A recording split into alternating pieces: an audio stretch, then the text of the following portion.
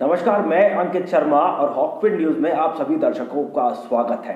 दोस्तों, इस साल बंगाल में विधानसभा चुनाव होने जा रहे हैं और कयास लगाए जाने लगे हैं कि अप्रैल या फिर मई के महीने में ये चुनाव आयोजित किए जा सकते हैं। लेकिन इस चुनाव से पहले ही ममता बनर्जी को बेहद ही बड़ा झटका लगा है और इस झटके के बाद अब ये कहीं ना कहीं ऐसा सुनिश्चित होता हुआ दिखाई दे रहा है कि ममता बनर्जी की हार तय है। आपको बता दें कि ममता बनर्जी के जो सबसे करीबी नेताओं में से एक माने जाते हैं, जिनके दम पर ममता बनर्जी उछलती कूदती हैं इतनी ज्यादा, वो नेता अब भारतीय जनता पार्टी में शामिल होने जा रहे हैं। कौन है वो नेता, उनके बारे में पूरी खबर हम आपको बताएंगे।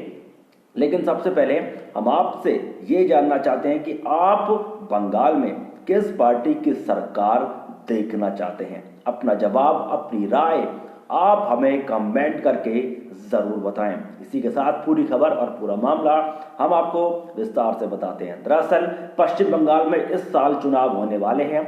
बंगाल में जैसे जैसे चुनाव की तारीख करीब आ रही है, वैसे वैसे सियासी पारा भी तेजी से बढ़ता जा रहा है। एक तरफ जहां बंगाल में ममता बनर्जी की सत्तारूढ़ तृणमूल कांग्रेस के कई नेता उनका साथ छोड़ रहे हैं, साथ ही भारतीय जनता पार्टी का दामन थाम रहे हैं। ऐसे में सूबे में भाजपा के बढ़ते जनाधार ने मुख्यमंत्री ममता बनर्जी की मुश्किलें अब बहुत ज्यादा बढ़ा दी हैं। इस बीच बंगाल से एक और बड़ी खबर सामने आ रही है, जिससे ममता बनर्जी को बड़ा झटका लग सकता है। दरअसल तृणमूल कांग्रेस की एक और सांसद अब टीएमसी पार्टी को अलविदा कहने जा रही हैं। बता दें कि ममता के करीबी रहे शुभेंदु अधिकारी समेत कई तृणमूल कांग्रेस के नेताओं ने उनका साथ छोड़ दिया है और वो भारतीय जनता पार्टी में शामिल हो गए हैं। लेकिन अब एक और ऐसी नेता हैं जो कि बंगाल की जानी मानी छवि मानी जाती हैं।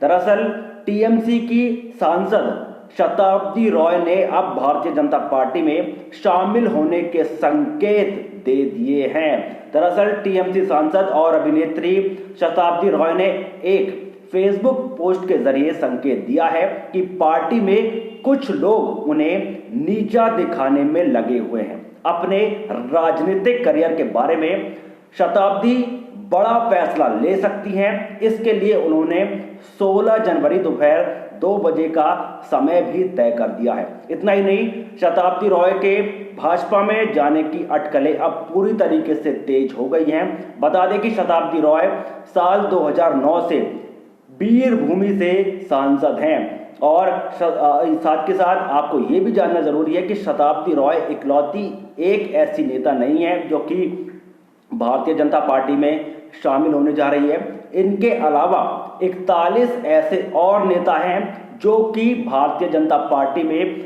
शामिल हो सकते हैं। भारतीय जनता पार्टी के नेता कैलाश विजयवर्गीय ने दावा किया है कि टीएमसी पार्टी के 41 विधायक उनके संपर्क में हैं, जो कि भारतीय जनता पार्टी में शामिल होने के लिए पूरी तरीके से तैयार है। उन्होंने कहा कि अगर मैं इन 41 विधायकों को पार्टी में ले लूं तो बंगाल में ममता बनर्जी की सरकार आसानी से गिर जाएगी। लेकिन हम देख रहे हैं कि किस नेता को अपनी पार्टी में यानी कि बीजेपी में शामिल करना है, किस नेता को नहीं करना है, इसकी जांच पड़ताल हम कर रहे हैं। और इस जांच पड़ताल का मुख्य कारण यह है क्योंकि किसी भी खराब छवि वाले नेता को भारतीय जनता पार्टी में नहीं लिया जाएगा। आपको बता दें कि बंगाल में हिंसा की राजनीति इस वक्त चल रही है। कैलाश विजयवर्गीय ने कहा कि बंगाल में हिंसा की राजनीति चल रही है और घुसपैठिए बहुत आक्रामक रूप से भारतीय जनता पार्टी पर हमला कर रहे हैं। ये जितने भी जो घुसपैठिए हैं, चाहे वो रोहिंग्या हैं, ये सब इस वक्त बहुत ज्यादा बौखलाए हुए हैं। और बौखलाहट का कारण ये है कि इन्हें कहीं ना कहीं डर है कि इस बार अगर बंगाल में भारतीय जनता पार्टी की सरकार बन गई तो यकीन मानिए कि सब घुसपैठियों की पहचान की जाएगी और इन सब घुसपैठियों को खदेड़ कर बाहर कर दिया जाएगा। और यही डर ममता बनर्जी को भी सता रहा है और यही डर तमाम जो घुसपैठिए बंगाल में घुसे बैठे हैं उन सबको ये डर सताने लगा है। इसके साथ ही कैलाश विजयवर्गीय ने कहा कि अब पश्चिम बंगाल में उत्तर प्रदेश के मुख्यमंत्री सीएम योगी वाला फॉर्मूला भी अपनाया जाएगा। और सीएम योगी का फॉर्मूला है कि अपराधियों का बैंड बजाना। जैसा कि आप जानते हैं यूपी में जितने भी अपराधी हैं सब सीएम योगी से और यूपी पुलिस से थर थर कांपते हैं। और उसका मुख्य कारण है खुद उत्तर प्रदेश के मुख्यमंत्री सीएम योगी। उन्होंने यूपी पुलिस को बिल्कुल खुली छूट और खुले ऑफर दिए हुए हैं और सख्त ऑर्डर दिए हुए हैं कि किसी भी अपराधी को कतई भी बख्शा नहीं जाए। और ये नज़ारा आपने देख लिया होगा कि कैसे जब सीएए कानून लागू हुआ था तो उस दौरान किस तरीके से सीएम योगी का डंडा चला था।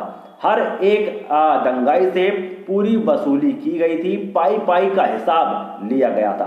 तो वही फॉर्मूला अब पश्चिम बंगाल में भी भारतीय जनता पार्टी अपनाने के लिए पूरी तरीके से तैयार है। इसके साथ ही आपको बता दें कि शताब्दी रॉय, जी हाँ, जो कि अब भारतीय जनता पार्टी में शामिल होने के लिए पूरी तरीके से तैयार है।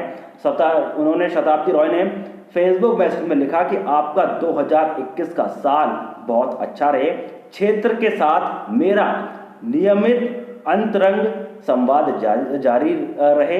लेकिन आजकल कई लोग मुझसे पूछ रहे हैं कि मैं कई कार्यक्रम में आखिर क्यों नहीं दिखती। मैं उन्हें बताना चाहती हूँ कि मैं हर जगह जाना चाहती हूँ, मुझे आप लोगों के साथ रहना पसंद है, लेकिन मुझे लगता है कि कुछ लोग नहीं चाहती कि मैं आपके पास जाऊं। तो कहीं ना कहीं जो इन्होंने निशाना साधा है वो ममता बनर्जी पर साधा है कि वो कहीं ना कहीं नहीं चाहती कि शताब्दी रॉय जनता के बीच जाएं, वहां जाकर संवाद करें। ये सब ममता बनर्जी को पसंद नहीं है। ना सिर्फ ममता बनर्जी बल्कि ममता बनर्जी के और भी कई ऐसे नेता हैं जो कहीं ना कहीं शताब्दी रॉय को टारगेट कर रहे हैं और इसी टारगेट की वजह से शताब्दी रॉय का मन बदल सकता है और वो भारतीय जनता पार्टी में शामिल हो सकती हैं। शताब्दी रॉय ने आगे लिखा कि मैं आप सभी की आभारी हूं। साल 2009 से आपने मुझे समर्थन देकर लोकसभा में भेजा है। उम्मीद है कि भविष्य में भी आपका प्यार मुझे हमेशा मिलता रहेगा।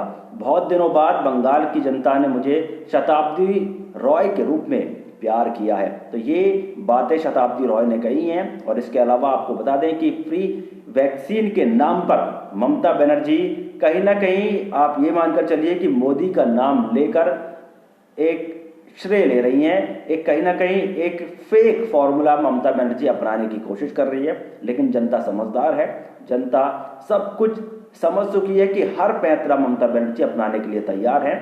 लेकिन ये पैंतरे अब फेल होते हुए नजर आ रहे हैं क्योंकि कई ऐसे नेता हैं जो अब भारतीय जनता पार्टी के संपर्क में आ गए हैं जो कि ममता बनर्जी के काफ़ी ज़्यादा करीबी माने जाते थे। आपको बता दें कि बंगाल में 294 सीटों पर चुनाव होना है, 148 सीटें बहुमत के लिए चाहिए, लेकिन भारतीय जनता पार्टी का दावा है कि इस बार 170 से ज़्यादा सीट बंगाल में बीजेपी जीत कर आएगी। तो इस खबर को शेयर करें, हर भारतीय तक ज़रूर पहुँचाएँ, चैनल को सब्सक्राइब करें, बेल आइकन दबाएँ। फिलहाल के लिए इतना ही। जय हिंद, जय भारत, नमस्कार।